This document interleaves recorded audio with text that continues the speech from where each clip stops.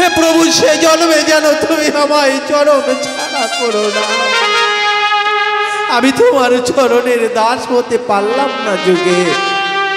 মহাপ্রভু করুণাময় সকল ভক্তকে আশ্বাস দেওয়ার জন্য প্রেম নামক রত্ন ভাণ্ডার নিয়ে ভক্ত সমাজের কাছে এসে বললেন, ওগো ভক্ত, যুগে যুগে শত সহস্র ভক্ত আমায় সেবা দেয়, কিন্তু কলি যুগে কোনো পতিত পাবন অবতার যদি থাকে, আমি সেই কলের দোষ নিধে রাজন্য শ্রী এক মহান গুণ কীর্তনা দেব কৃষ্ণ মুক্ত বন্ধ পরঙ্গ ব্রজে কৃতে যোদ্ধায়ত বিষ্ণু ত্রেতায়াং জয়তম খয়ি তারপরে পরিচর্যাং কলৌ তদ্ধারি হরিনাম সংকীর্তন।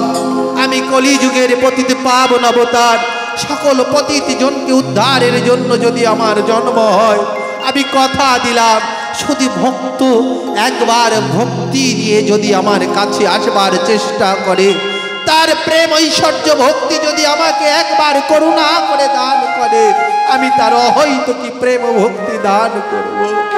হরি বল হরি বল হরি।